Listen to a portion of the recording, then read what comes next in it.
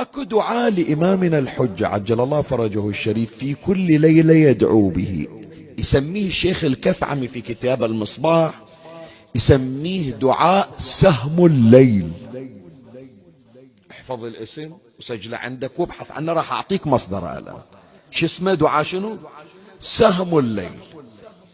الإمام الحجة إذا عنده حاجة إلى نفسه أو إلى واحد من المؤمنين، كتب إلى كتاب في زمن الغيبة الصغرى يطلب من عنده دعاء حتى تقضى الحاجة، الإمام يقرأ هالدعاء فتقضى الحاجة ببركة دعاء الإمام سلام الله عليه.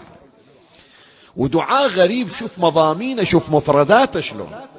الآن أقرأ لك دعاء الإمام المهدي عجل الله فرجه الشريف الذي يقرأه في كل ليلة بعد فراغه من صلاة الليل، ثم يقدم حاجته فتقضى حاجة الإمام سلام الله عليه. ومن طلع الإمام الدعاء إلى نوابه، شيخ الكفعمي أورد في كتاب المصباح، يقرأ الدعاء يذكر فيما بعد، يقول ثم اذكر حاجتك وخلي يصير عندك يقين.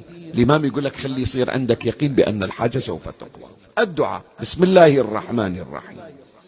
اللهم صل على محمد وآل محمد. اللهم إني أسألك بعزيز تعزيز اعتزاز عزتك، بطول حول شديد قوتك، بقدرة مقدار اقتدار قدرتك، بتأكيد تحميد تمجيد عظمتك، بسمو نمو علو رفعتك، بديموم قيوم دوام مدتك، برضوان غفران أمان رحمتك، برفيع بديع منيع سلطنتك، بسعات صلاة بساط رحمتك، بحقائق الحق من حق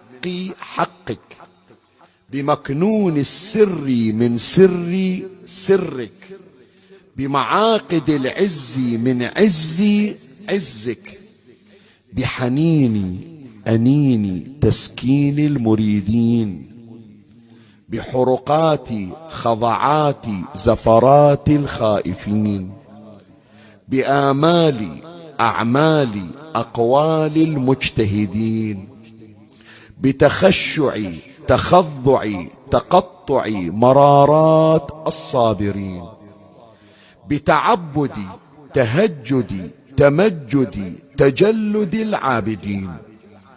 اللهم ذهلت العقول وانحسرت الأبصار وضاعت الأفهام وحارت الأوهام وقصرت الخواطر وبعدت الظنون عن إدراك كنه كيفية ما ظهر من بوادي عجائب أصناف بدائع قدرتك، دون البلوغ إلى معرفة تلألؤ لمعان بروق سمائك.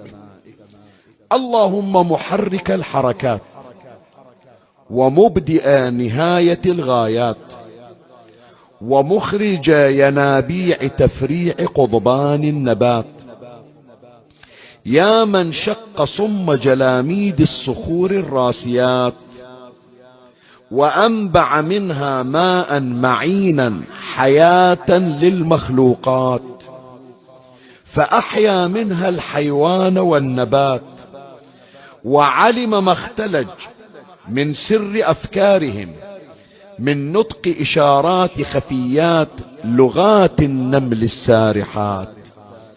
يا من سبحت وهللت وقدست وكبرت وسجدت لجلال جمال أقوال عظيم عزة جبروت ملكوت سلطنته ملائكة السبع السماوات. يا من دارت فأضاءت وأنارت لدوام ديمومته النجوم الزاهرات، وأحصى عدد الأحياء والأموات، صل على محمد وآل محمد خير البريات واقض حاجتي واذكر حاجتك، وصلى الله على محمد وآل محمد.